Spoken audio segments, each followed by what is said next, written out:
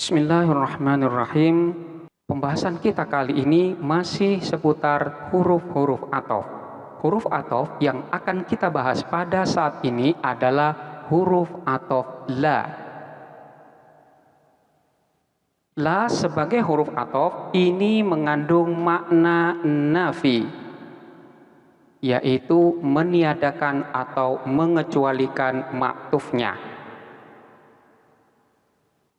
Kita ambil contoh seperti lafaz najaha al-mujtahidu la al-kaslanu. Najaha sukses atau berhasil, al-mujtahidu siapa orang yang bersungguh-sungguh, la al-kaslanu bukan pemalas. Lafaz al-kaslanu ini adalah maktuf, sementara lafaz al-mujtahidu ini adalah maktuf alaih. Lafaz al-kaslanu di sini dikecualikan atau dinafikan dari najaha. Najaha sukses, al-mujtahidu siapa orang yang bersungguh-sungguh. Berarti yang sukses itu adalah orang yang bersungguh-sungguh. Sementara la al-kaslanu bukan pemalas, itu dikecualikan dari najaha. Artinya seorang pemalas itu tidak akan sukses. Ini makna daripada la sebagai huruf athof. Yang pertama, bentuk maktuf atau maktuf alaih yang diatofkan dengan la nafi ini semuanya harus berbentuk mufrad, tidak boleh berbentuk jumlah. Manakala maktuf atau maktuf alaihnya di sini berbentuk jumlah, maka la nafi tersebut tidak dianggap sebagai huruf athof, melainkan dianggap sebagai huruf nafi biasa. Contohnya seperti lafaz yabhathu Ahmad fin nahwi was-sarfi la yabhathu fil lughati wal hisab. Yabhathu membahas Ahmad siapa Ahmad, fin nahwi tentang ilmu nahwu, was-sarfi dan ilmu sharaf. La yabhathu tidak membahas siapa itu Ahmad, fil lughati tentang ilmu bahasa, wal hisab dan ilmu berhitung. Dalam susunan di sini terdapat la nafi. Sementara kalimat yang jatuh setelahnya yaitu lafaz yabhathu adalah merupakan jumlah fi'liyah. Begitu juga dengan kalimat yang jatuh sebelumnya yaitu lafaz yabhathu Ahmad yang pertama. Maka dalam hal ini la di sini tidak dianggap sebagai huruf athof, melainkan di sini dianggap sebagai huruf nafi biasa. Karena kalimat yang jatuh setelahnya dan kalimat yang jatuh sebelumnya di sini tidak berbentuk mufrad, melainkan berupa jumlah. Kemudian yang kedua, kalimat sebelum la ini harus berupa kalimat positif. Artinya tidak didahului oleh nafi atau nahi. Baik kalimat positif di sini berupa kalimat positif biasa atau berupa kalimat perintah yaitu berupa amar atau berupa nida atau panggilan.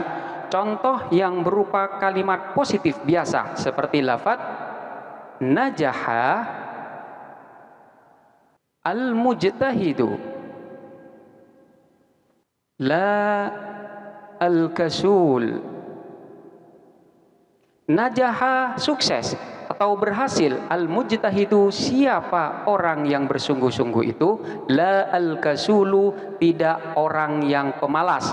Dalam susunan ini adalah susunan positif karena sebelumnya tidak didahului oleh nafi atau nahi. Maka la di sini dianggap sebagai la nafi huruf athof. Al-kasul di sini maktuf, sementara al-mujtahidu di sini adalah maktuf alaihnya. Selanjutnya contoh kalimat positif yang di sana terkandung kalimat perintah. Seperti lafaz idrib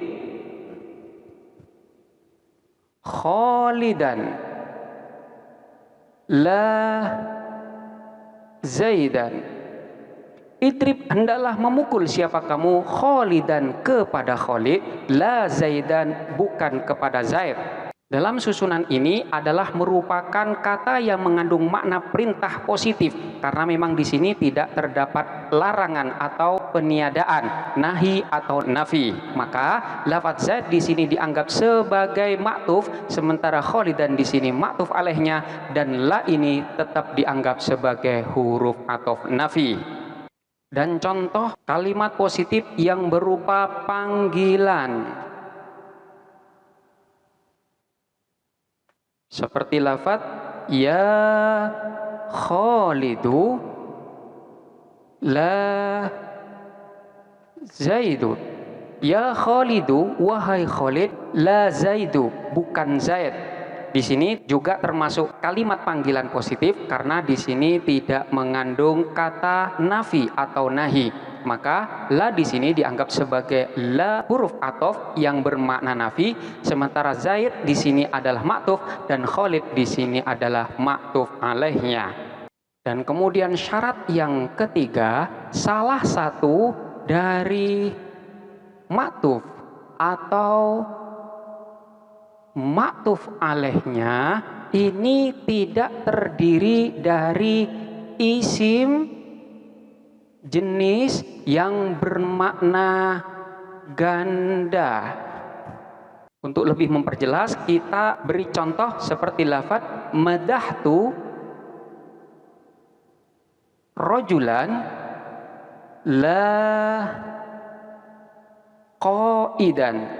Madahtu memuji siapa saya, rajulan kepada seorang laki-laki, la qaidan bukan panglima. Kata-kata rojul di sini merupakan kalimat isim yang menunjukkan makna jenis, yaitu jenis orang laki-laki.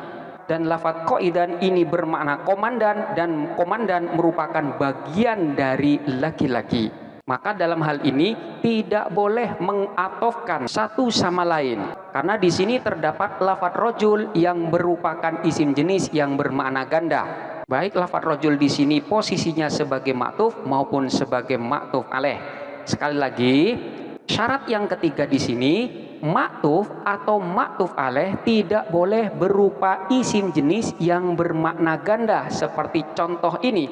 Madahtu rajulan la qaidan. Saya memuji orang laki-laki bukan panglima.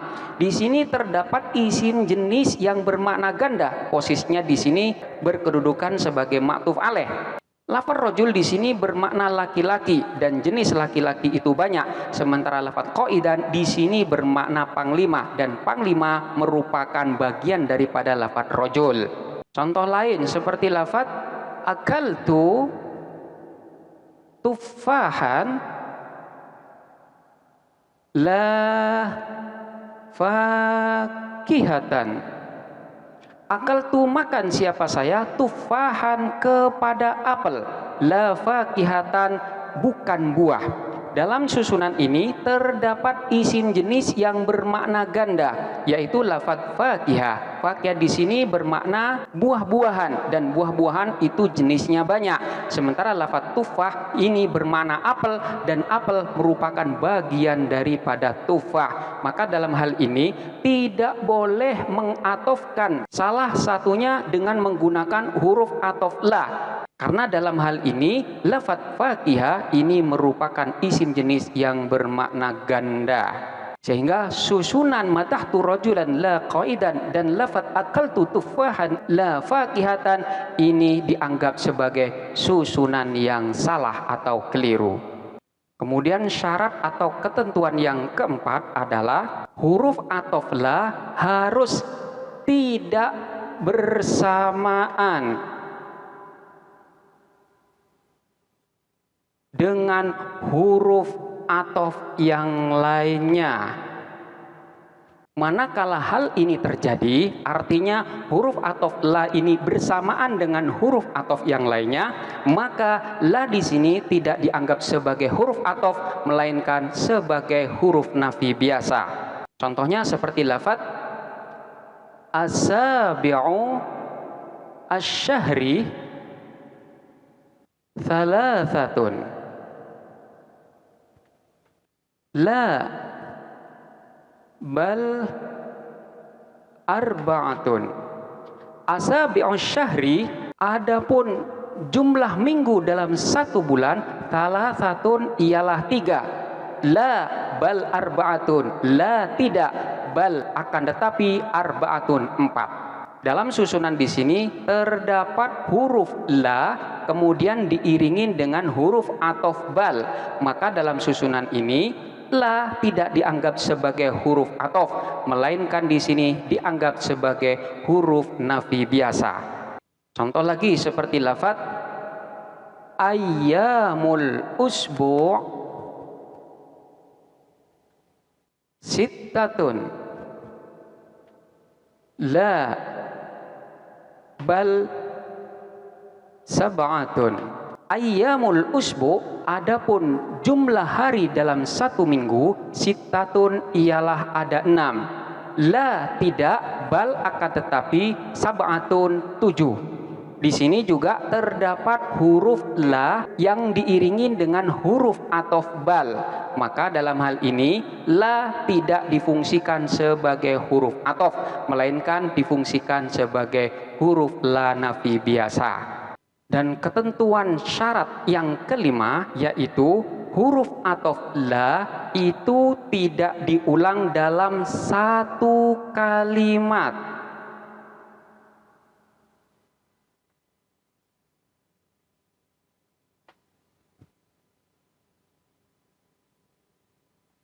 Jadi dalam satu kalimat huruf athof la ini tidak bisa diulang. Manakala dalam satu kalimat huruf la ini akan diulang, maka harus diiringin dengan huruf athof waw. Contohnya seperti lafaz hadara Ahmadu, la Zaidun, la Khalidun.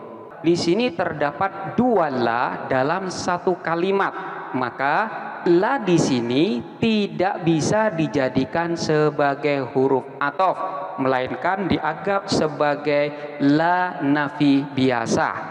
Karena syaratnya di dalam satu kalimat harus tidak terdapat 2 huruf athof la.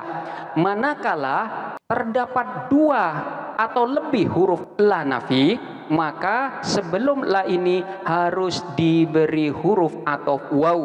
Maka dalam susunan ini akan menjadi hadara Ahmadu la Zaidun wala Khalidun. Dan dalam susunan ini yang menjadi huruf athof itu adalah waw, sementara la yang ada di sini bukan merupakan huruf athof, melainkan sebagai la huruf nafi biasa.